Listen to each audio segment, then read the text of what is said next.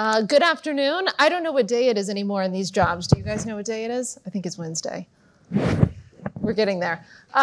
Welcome to Concordia. I want to thank Matt Swift for having us. Can we have a round of applause for him? It's always amazing what Matt puts on every year. And of course, thank you to everybody who's on the live stream. I am a very, very lucky lady in that I've spent the last 2 months or 9 months working with these two gentlemen. There's so much that we want to discuss on foreign policy, but first I have to go to both of you. I'll start with Steve. What's incredibly interesting about the Trump administration is that obviously we all know that President Trump is unconventional. He's looking at things from a business perspective. But for the world's hottest wars, the toughest diplomatic challenges, he chose the two of you, two of his best friends for 40 years, to solve these problems. So I think that there's so much about the president that we all know since he's been in the limelight his whole life. But what do you know, Steve, and then Tom, about President Trump that makes your job different, that makes you able to get to deals on these incredibly hard challenges around the world? Well, Morgan, what I know about him, and I know him for a long time, is that he's a lot more relentless than I ever thought he was. Wow. That's what I know. Any stories, any behind-the-scenes things that you haven't shared yet? Oh my gosh, so many, so many. But we were laughing, me and Tom, with you before, and what we were saying is that he is intent on being successful every minute of the day. And, you know, if I made a joke, if Tom called him up on the phone and settled something, and he was enthusiastic about that, 2 minutes later, he'd probably get on the phone with Tom and say, what have you done for me in the last 2 minutes? So he's quite a leader. He drives himself, and then I think he drives all of us in the same way. You know, Tom, you've done business deals with him. You've been friends with him for decades. What about him makes your job, makes you able to do your job, makes it a challenge? What's something that we don't all understand about President Trump? His instincts are foolproof. I think Steve and I would agree because, you know, I applied to be the ambassador to St. Bart's. Steve applied to Maldives. I don't know what happened. How we got this area code is unbelievable, and we're both recovering lawyers. So, you know, our attitude with him for 40 years has always been, he has the vision.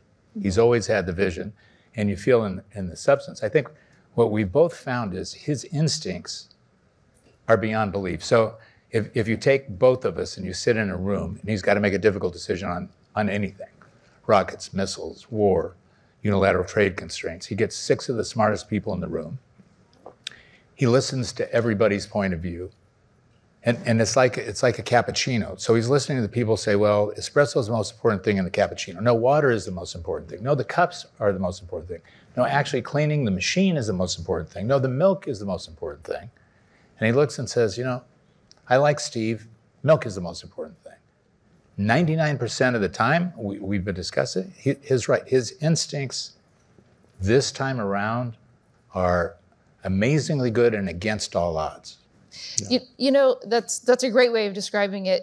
Steve, right after the election, and you and I had worked together in the think tank that I had founded, you've been a friend and supporter.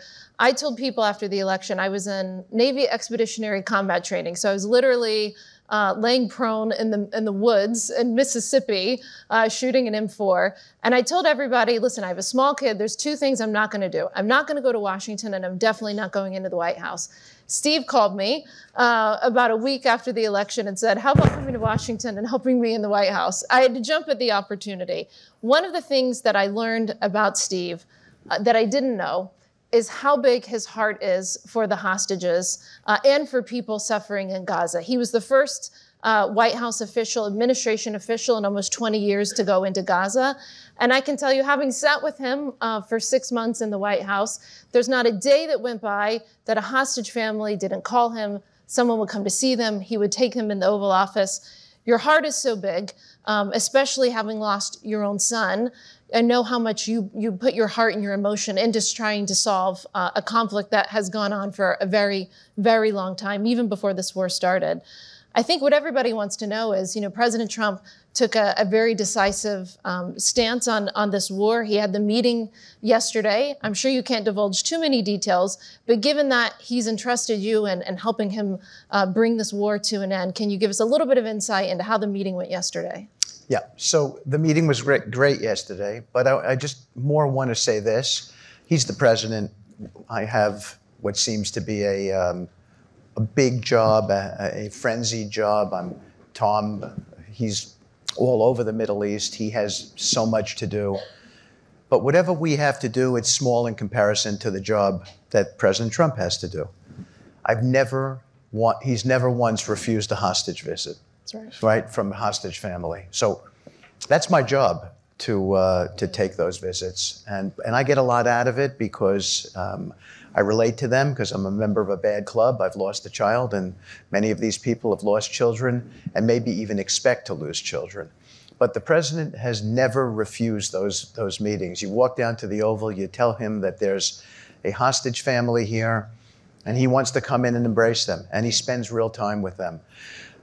But as to your specific question, we met with the leaders of many of the Middle Eastern nations yesterday, including where Tom is the ambassador. We met with President Erdogan. It was my honor to meet him. I had never met him before, and I told him that. Really, it was, and we had a very productive session.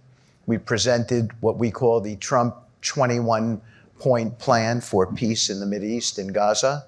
I think it addresses Israeli concerns and as well the concerns of all the neighbors in the region, and we're hopeful and I might say even confident that in the coming days we'll be able to announce some sort of breakthrough. Amazing. Well, that doesn't surprise me. You know, the next biggest challenge in the Middle East, Tom, after you look at the Gaza war is, of course, what you're dealing with in Syria. You were confirmed, I think, in May to be ambassador to Turkey, and it was only a few weeks later that the president asked you to take on this challenge. And here you have a country that's been in civil war for 15 years. You have so many minority groups that have been at war. There's U.S. Forces there. We've been fighting ISIS. The president had to destroy the physical caliphate of in Iraq and Syria of ISIS in his first term. And here we are dealing with the challenge again. You know, you get these questions a lot about what do you think about al-Shara? Where is the government going? What I'm really curious about is, what is President Trump's expectation for Syria? What has he told you as this is what is a win for me and my administration? Yeah, look, I think, and Steve and I agree 100%. I mean, what President Trump did with Steve was not diplomacy. It was event-driven surgery. And by bypassing the machinery and the process, which is very good, right? The people inside all of these bureaucracies are solid, but the system is slow. So he took a trusted surgeon that had a scalpel and says, I'm going to put you in the toughest job. Henry Kissinger spent a decade trying to do the same thing that Steve really got done because he had a relationship with the president and listened to him, but he knew how to execute that vision. It's the same thing here.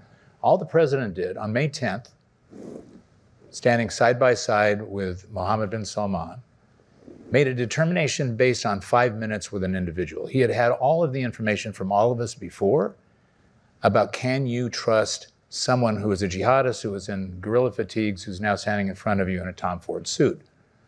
The president said, well, what happened to Nelson Mandela? Wasn't he a foreign terrorist for 27 years? What happened in Israel 2 times with the same problems with Menachem Begin? And he made the determination on the spot, said, look, I'm going to give you a chance because I'm going to lift sanctions. That was our entire investment. That's the president's entire investment. He looked at lessons learned, which Steve started from the beginning of saying, what have we done in Israel that's worked? What have we done in Israel that hasn't worked? What's happened with the Palestinians since 1948? Nothing has worked. He found the first crevice to be able to do that. The same with the president, just saying, I'm going to give it a chance. It's the region's problem. It's not America's problem. No more boots on the ground. No more regime change. We didn't make the regime change. The President Trump did not make the regime change from Assad. So he said, I'm going to give it a chance. You regional partners come in. You guys get it together. We'll usher it. We'll console it. We've got his greatest ally and Steve trying to, the 10,000-pound gorilla everywhere is Gaza. We're dealing with moderate and sometimes not moderate Islamic countries who find this difficult to understand.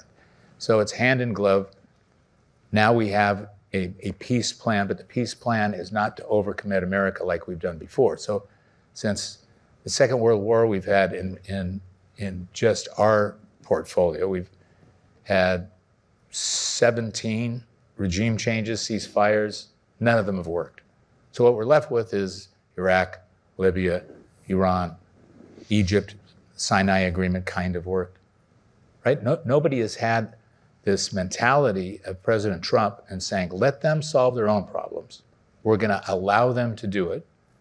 I need scalpels, so I need somebody like Steve, who's a surgeon who can go in and fix something, and then I need a large backbone, and the backbone doesn't move, right? The backbone is solid, it's there, it's durable, but it's immovable, and that's the system. So I think we're all privileged to be able to be in a moment, and that moment is saying, do it now, get it done, and don't put up with any of the garbage around you.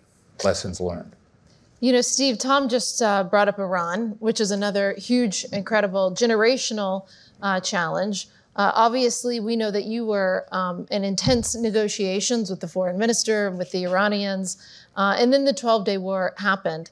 Of course, last week, in my purview here at the UN, the United States worked with E3, the United Kingdom, France, Germany, and snapback sanctions were actually placed on Iran. That was initiated in the Security Council last Friday. So, Steve, where are we now on Iran? Is there a diplomatic path forward? Well, we're talking to them. By the way, Tom and I work on these things together. We used to work in the real estate business together. And actually, I tell you just anecdotally, a small story. We're walking yesterday, and I'm with the president, and we're going into this meeting, and he said to me, what would you be doing if you were today not doing this and you were doing a real estate deal? I don't care how big it is. Would that be meaningful to you? And I said to him, Mr. President, this is the only thing that's meaningful to me, because he's always chiding us, and I'm sure Tom's got similar stories like that. I confer with Tom all the time, Morgan. We talk, I don't know, 15 times a week.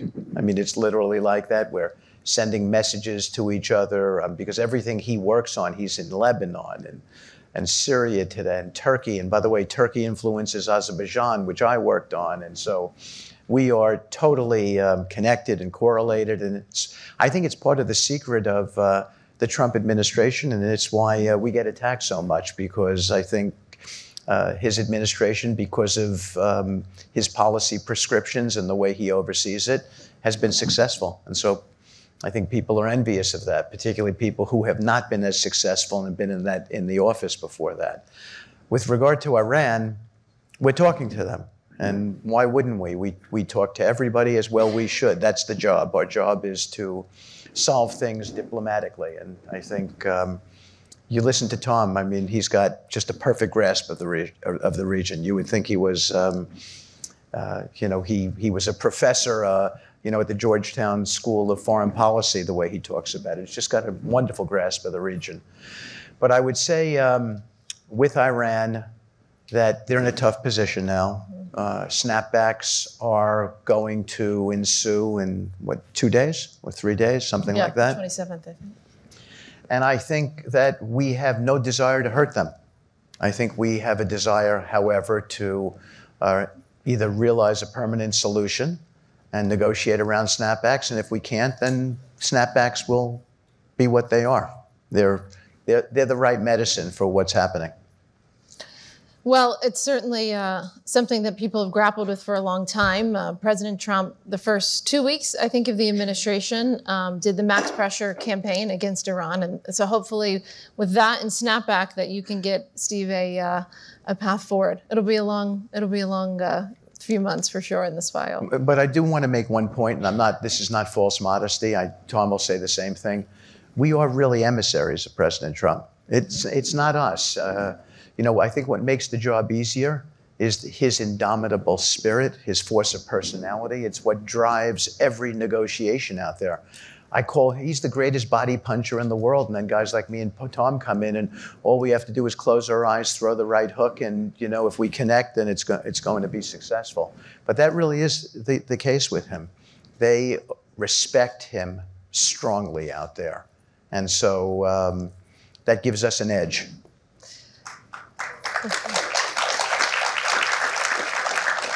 Tom, if Syria wasn't enough, 15 years of civil war, you also have your ambassador to one of the most important countries, not only the region, but in the world, Turkey, a NATO ally.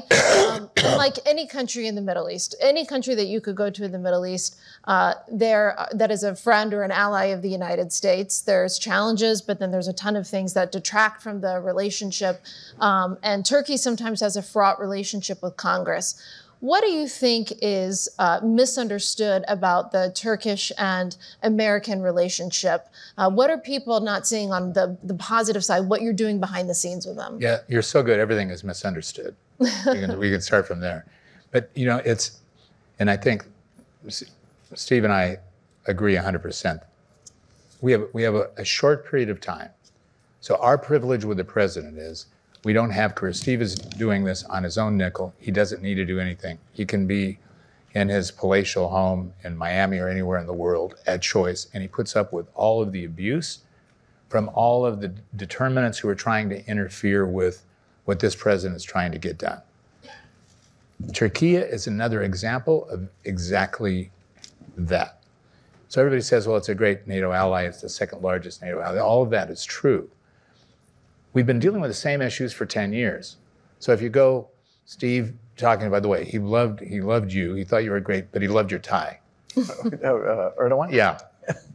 He makes his own tie. So I told him that I would take your tie and send it to him. It'll be part of the peace deal. But the same issues for 10 years have been going on. S-400s, F-35s, F-16s, Hall Bank, this confusion. Are they friends? Are they foe? Well, they're dealing with Russia. They're conservative Muslims, they're aggressive Muslims, they haven't condemned the Muslim Brotherhood, they haven't condemned Hamas, the same confusing issues. So what happens is our president says, you know what? I'm tired of all of this. Let's take a bold move and on a relationship to relationship base, give them what they need. So yes, Mr. President, what is that? He says legitimacy, right? I never forget, he's so smart. Because it's not about lines, it's not about the S-400, it's not about the F-16s, it's about legitimacy. You have a country that's been our greatest ally in NATO, NATO being Europe, and Europe won't let him into the European Union. He's our greatest ally. It's the largest buyer of F-16s in the world, right? Which keeps, you know, Lockheed moving. Yet we're thwarting him and giving him F-35s. So it's not about, he's at a point, I think he's 71 years old. It's a democracy, but it's kind of authoritarian. And President Trump was genius in saying, the solution is, I need to give him legitimacy. And that's what's happening. And I think you're going to see a dramatic change as a result of, again, that instinctive node that we live with every day. I never thought of it in terms of just legitimacy. You know, Steve, when, before actually President Trump was sworn in, and you were incredibly busy because you were chairing the inaugural and working there, you actually started working closely with Brett and Amos and the whole Biden administration on some of these big challenges in the Middle East. And I know you and I were on the phone with them weeks before the president was even inaugurated. You famously went there and was able to secure the first ceasefire before the president was inaugurated. But this panel is about America's role in the world. Knowing the president as you do, and you're the special envoy for peace missions, so you're not only doing the Middle East, Russia, Ukraine, I mean, anywhere in the world where there's a hot spot, the president likes to send you in. What do you think is the major difference in how President Trump is conducting his foreign policy from the previous administration? What's our role in the world now? What does that mean to you? Well, I think his success is about communication and access. We have people like Tom and I have access directly to the president, and that goes to Keith Kellogg. It goes to other envoys out there, Mossad Boulos. If there's a problem, the president makes himself available, and he encourages communication between envoys, ambassadors. The Secretary of State is extraordinary in that regard. He's a great communicator. Vice President is not an ordinary vice president. He's, I mean, he's a real deal diplomat, and he's incredibly bright. But let me give you a small example to you, Morgan, and to the audience. So Tom in Turkey has two people that are very, very important to everything that happens in that region. One is a gentleman by the name of Ibrahim, who's the intelligence director there, and another gentleman, Hakan, who is their foreign minister. And I might end up with a problem in Azerbaijan or Armenia, could be a Ukrainian issue. And these gentlemen I'm referring to in Turkey are experts in all of these areas. And I'm encouraged in the Trump administration, this is how he works, to call Tom on the phone and to say to Tom, what's Ibrahim's insight as to this? And this is how we work together. There are countless examples of successes that we're having because we're communicating so well as an administration. The president, if he's got people working for him, he gives them a lot of rope and he lets them do their thing. And it's important. We're speaking for him. He is the elected person and he's got a policy prescription, but it's about us going out there and executing on that policy. And we are just really working well as an administration. I remember on the first hostage release you're talking about that we worked on with Brett, where the Biden administration allowed us in. I remember saying to Brett, because he's a very bright guy, I remember saying to him, you just never had the authority to operate the way we have. I mean, you know, if Tom sees, he's not an ordinary ambassador. I mean, he's out there fixing 2 other countries on top of the official ambassadorship. And why?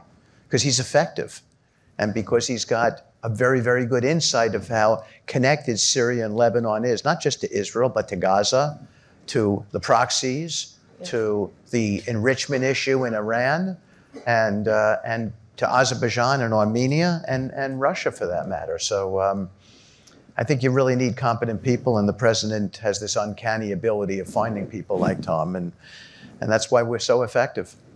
You know, speaking of finding effective people, Tom, you and I have the amazing opportunity to work so closely with Secretary Rubio. I've actually known him the longest out of anyone in Washington. I met him in college when he was a state rep in Florida. We've got the Florida Mafia now, Steve and all of us in the White House. And for me, you know, Tom and I talk on a daily basis. Steve and I talk every other day. It's really an amazing honor for me to work with the both of you. And when Tom and I are talking, I will often say, you know, Secretary Rubio said X, Y, Z. I thought, you know, wasn't sure. He was totally right every time. And I had the privilege in the last administration of working at the State Department for President Trump. But I've been so impressed with how Secretary Rubio has been able to guide what you and I are doing and to take every situation around the world and, similar to President Trump, have the right gut. So I'm just wondering if you could actually expand to the audience a little bit on what it's like to work with Secretary Rubio and the dynamics for somebody who's not only Secretary of State, but also National Security Advisor. Yeah, I mean, first of all, both Steve and I love working with you because all the press, all the cameras want to be on you as you get your hair blown out. So that's a problem that I don't have. Steve has less. But you've been amazing, and we're both so thankful to have you. Look, here's the bottom line. If you think of Secretary Rubio going from a political opponent of the president, and everybody was hesitant at the beginning. Is he capable? 100%. Is he competent? Beyond. Does he have experience? Foreign relations, intelligence was his fabric. But can he be loyal and dedicated to this president when they came from different places? I'm telling you, as a user of his product, the man is the most competent, most energetic, most balanced, most instinctive executor of the president's vision across a really complicated, I mean, Steve and I have zip codes. He has the world. And besides that, he has these unbelievably difficult organizations. The people in the Foreign Service are first class, they're pedigreed, they're legendary, they came from great schools, they're educated. The system is not bred to get anything done. It's bred to avoid anything getting done. So that's what you start with. Secretary Rubio came in with the same kind of focus and brilliantly looked and said, you know, we have this national security platform also, which has only been together one time in history, which was Henry Kissinger. And again, President Trump, now believing in Secretary Rubio, which was the other part of this, giving him the confidence and the faith and the performance, collapsed those two entities. And I think we're the beneficiaries of that single focus foreign policy. President Trump has the vision, Secretary Rubio executes across the board, and he's relentless.